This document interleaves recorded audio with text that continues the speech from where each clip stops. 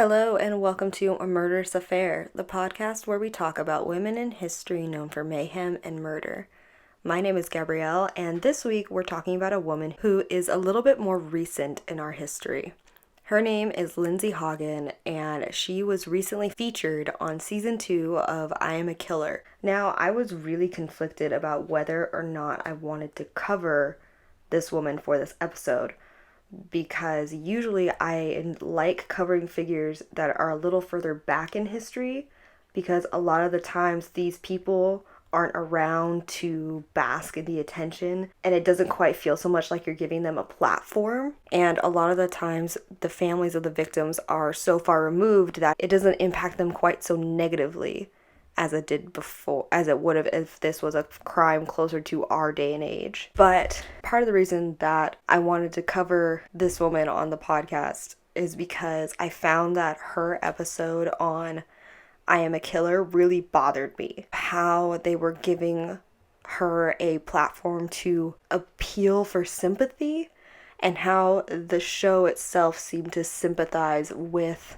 her rather than with the victim, Robbie. So I wanted to talk about that while also trying to stay as respectful as possible to the family of Robbie Mast. I know that a majority of them had a problem with this documentary coming out because they didn't want the attention to come on them as a family and for all these negative memories and trauma to be brought up again for them, which is totally understandable. I think it's different when the families of those who are murdered give their okay for episodes or series or documentaries or whatever, things like that, to be covered, to be talked about.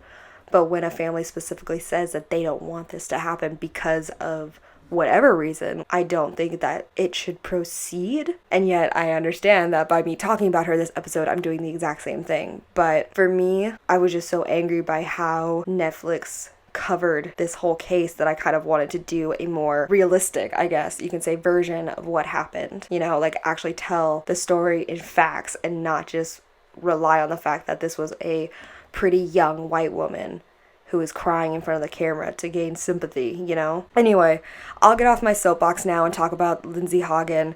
I just want to preface all that. I feel very confused, you know, like it's definitely the hardest episode I've struggled with, and I would love to know what you guys think, and I would love to know what your opinion is on how you feel like people do them respectfully, or if there's even a way that's possible to do it respectfully. I would love to know what you guys think, so feel free to reach out to me on social media at FrumiousReads, FrumiousReads, or wherever you listen to this podcast. I'd love to know. But I will get off my soapbox and we will talk about the murder of Robbie Mast by Lindsey Haugen. Lindsey Haugen was born in 1983.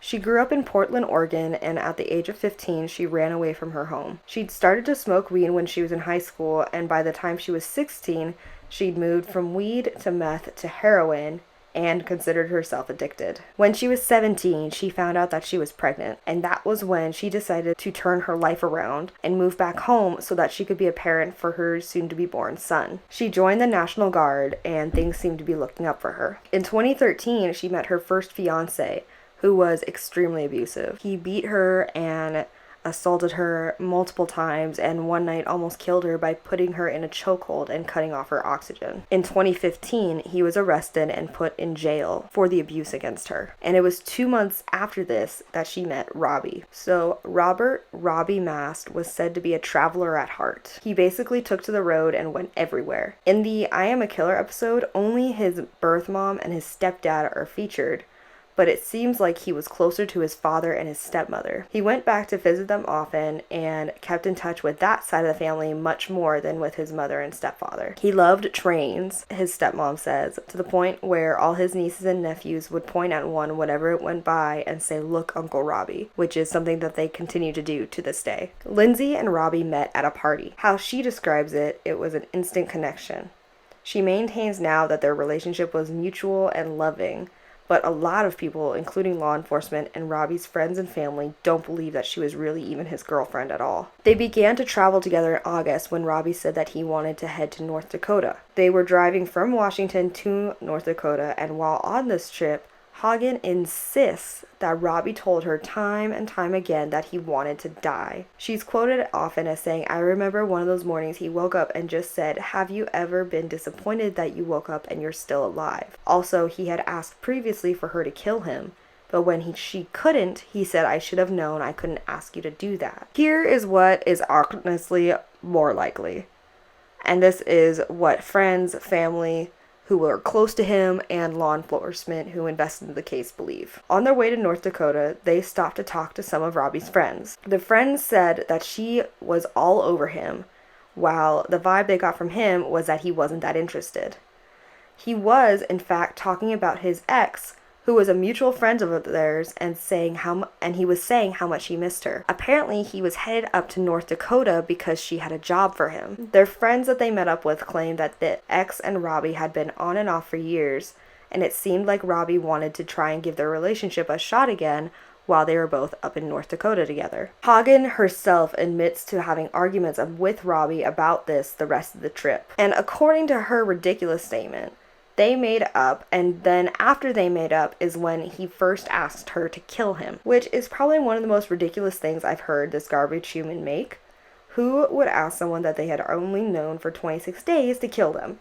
And even if they did, the correct response would be to take them to a hospital or a mental health professional or somewhere that they could get help and not proceed to murder them. I feel like it's very matter of fact that you don't murder someone just because they ask you to. Throughout this journey, Haugen also admits that they were probably only sober 4 days total, and those 4 days were only when they ran out of money and couldn't buy alcohol or other drugs, which means that even if he had asked her to kill him, which I highly doubt, she knew he was impaired when he did it. So, Haugen and Robbie make a stop in Billings, Montana. There, they eat pizza and drink wine in the parking lot of a Walmart. According to Haugen, it's there that Robbie asks a second time for her to kill him, which she then proceeds to do by putting him in a chokehold in the car and covering his nose and mouth for the next 20 minutes. In a statement to police, she insists that throughout the whole time, she's pulling her hands off and asking him if he's sure, and he's putting them back on and pressing down. And yet, at the same time, he's also unconscious and seizing while she does it. So listen, if you're unconscious, much less seizing, you are physically incapable of putting someone's hands on your own mouth and nose and then proceeding to push them down to indicate you want them to keep going. That doesn't happen, and that just makes no sense. But that was her story, and she told this to the police detective who brought her in the same night.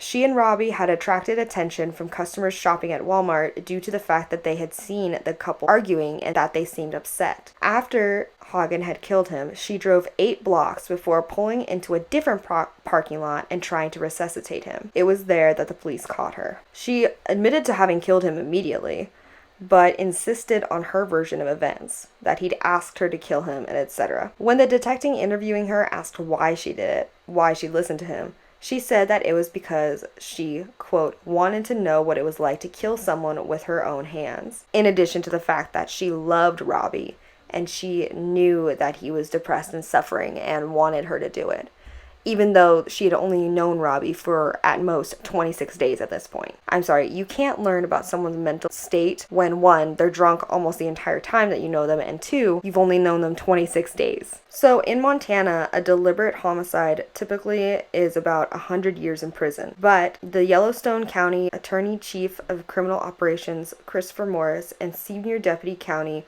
Attorney Julie Patton said that the 65-year sentence they recommended took into consideration all mitigating factors of Haugen's life, which includes the past abuse and the theory that the defense spun, which was the fact that she was suffering from PTSD and battered woman syndrome, and it was just trying to make Robbie happy, which was kind of where her mental state was at the time. Sometime after being put in jail, Haugen met Robbie's mother and stepfather. They are, ironically enough, involved in ministering to incarcerated inmates. They had written her a letter saying that they forgave her, and she wrote one back to them thanking them. And that's when a new relationship sprung up. They soon became extremely close, to the point that they've admitted that even though Haugen killed their son, it feels as though they've gained a daughter. And I know I'm not in their situation and shouldn't judge or whatever, but it sounds so sickening to me. I can't even imagine how it must make Robbie's father and stepmother, who are the ones who are adamantly against Haugen ever being released, and were the ones that refused to take part in the I Am a Killer episode. I can't even imagine how they feel. They are also the ones claiming that the mother and stepfather are doing this for publicity and attention and to raise money for their own organization and basically profiting off of Robbie's death. It's hard to see why two people would ever become friends, let alone basically adopt into their family the killer of their son. Haugen right now is still serving her 65-year sentence, but her first parole hearing is coming up within the next few years, and the outcome is said to depend on input from the victims' families. And you've got her being best friends with his mom and stepfather, and people have asked her if that was why she has such a close relationship with them. And she said, it's just not the case. Their relationship means the world to me, but if I have to serve my entire term and I'm here until I'm 96 years old, that's fine. Like, that just doesn't sound like a quote from someone who's adamantly denying that they're friends with the victim's family so that they might get a lesser sentence. And the mother was quoted as saying, it's hurts her when people imply that she didn't love her son because of how close she is with his killer. She said forgiveness has given her more peace and release than holding on to anger, which I understand. Like, I'm not in their situation. I cannot judge them because I'm not living their life, etc. But to me, I can't even imagine keeping in contact with someone who may have killed someone who was a member of my family or my son or my child or anything. You know, like, I can't even imagine, like, the idea of doing that. And I understand, like, the forgiveness side of things, and if it helps the parents or the family or whoever feel better to do that, I think that's different than maintaining a relationship with the person who has killed that person you love. That is the story of Lindsey Haugen, and it frustrates me and makes me so angry. But at the very end, at least she is serving what would hopefully end up being a life sentence for her in jail, because by the time she got out, she probably would be close to her 90s. I just wanted to talk about this episode. This was one that stuck with me. It really bothered me more than I think any other person I've talked about on this podcast has ever bothered me, and I just wanted to know what your opinion was. I wanted to know what you guys think, but that's all I have for you guys today. Thank you so much for listening. I hope you enjoyed this episode. If you would like to talk about it with me, or if you want to find out, or if you want to follow me on social media, make sure you follow me at FrumiousReads on Twitter, Tumblr, Instagram, all of the above. You can find me FrumiousReads. Make sure you follow the podcast wherever you listen to podcasts, or you can go to the website we have at FrumiousReads.com/a-murderous-affair. There you'll find transcripts of all of our episodes, as well as cool merch at FrumiousReads.com/shop with podcast stuff on it, and it's really cool and awesome if you guys haven't checked that out. But that is all I have for you today. Thanks so much for listening, and I'll talk to you guys soon. Stay spooky, friends. Goodbye.